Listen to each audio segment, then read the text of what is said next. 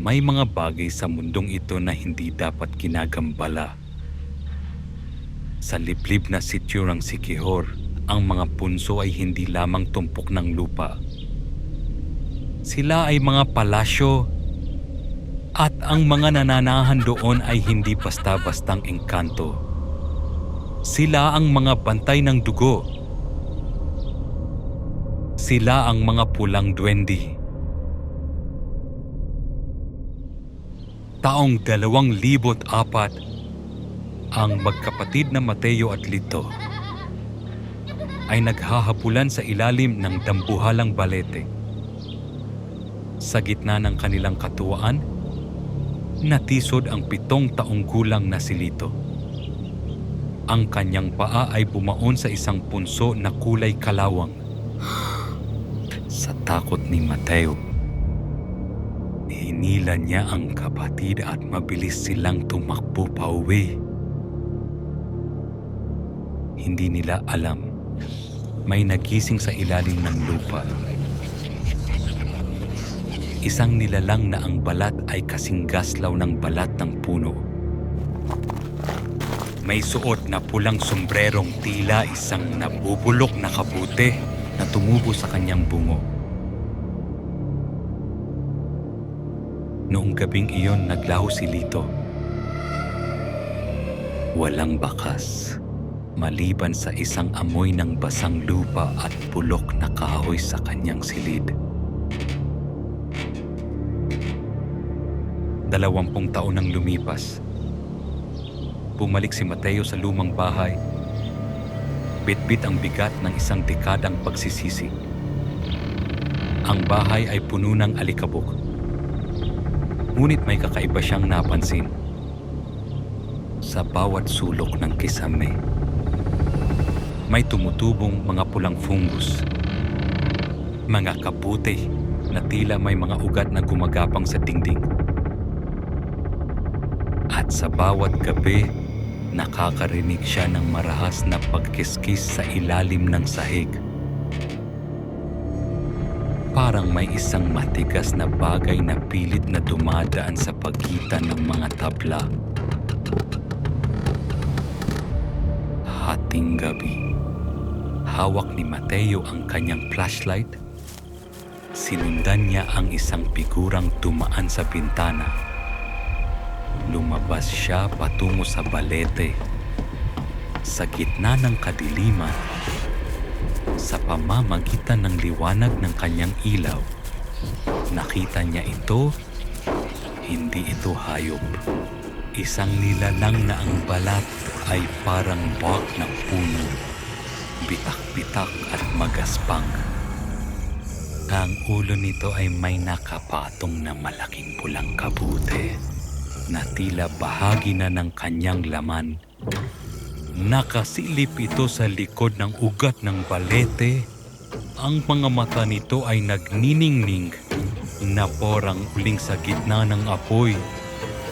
At sa tabi nito, nakatayo ang isang lalaki, si Lito.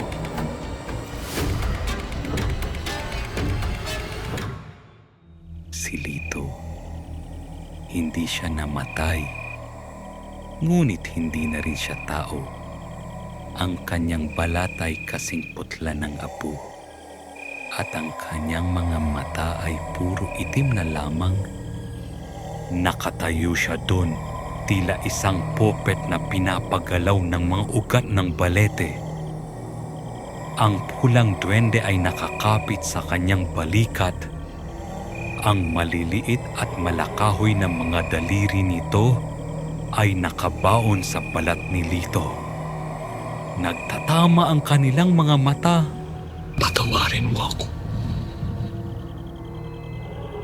Bulong ni Mateo, ngunit ang tanging tugon ni Lito ay isang mekanikal na pagngiti. Alam ni Mateo ang kailangang gawin. Ang pulang duwende ay hindi titigil hanggat walang nananatili sa punso. Hinawakan niya ang kamay ni Lito. Inaasahan niya ang sakit. Inaasahan niyang magiging puno siya, ngunit sa sandaling magdikit ang kanilang balat, hindi paglipat ng sumpa ang nangyari, kundi isang marahas na pag-alon ng itim na dugo. Umungal si Lito, isang boses na hindi galing sa tao, kundi sa daan-daang kaluluwang nakakulong sa balete. Sa halip na tanggapin ang sakripisyo, bumiglas ang natitirang tao kay Lito. Ang pulang kabute sa ulo ng duwende ay biglang pumuto. Naglabas ng nakakasulasok na pulang usok. Sa sandaling yun, nalaman ni Mateo ang nakakakilabot na katotohanan. Hindi sapat ang isang buhay. Gusto silang dalawa ng gubat.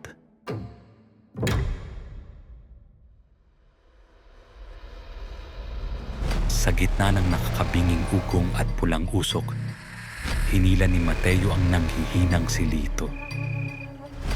Gumapang ang mga ugat ng balete. Tila mga dambuhalang ahas na pilit silang binabatak pabalik sa dilim. Sa pamamagitan ng purong adrenaline at desperasyon, nakawala sila at tumakbo pabalik sa lumang bahay.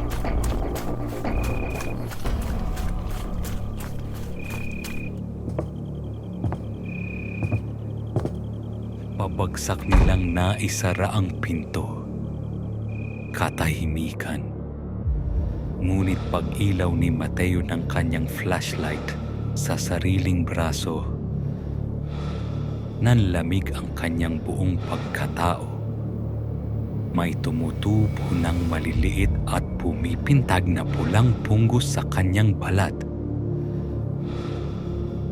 Ang sumpa ay nakapasok na sa kanyang dugo at nang lingunin niya si Lito, nakangiti ito sa dilim.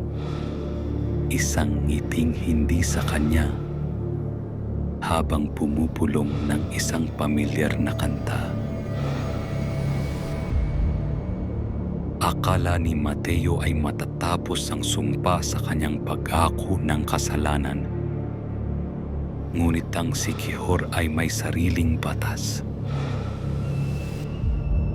Ang bahay na kanilang pinagtataguan ay hindi na isang kanlungan. Ito ay isa ng bitag. Sa labas sa bawat sulok ng bakuran, hindi lang isang anino ang nakatayo. Sila ay marami, sila ay gutom. Sa susunod na kabanata, malalaman natin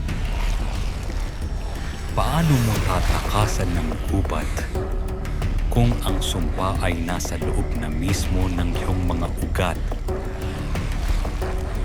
At paano mo sasaraduhan ang pinto kung ang buong paligid mo ay puno na ng mga mata? Tabi-tabi mo dahil ipasok na sila.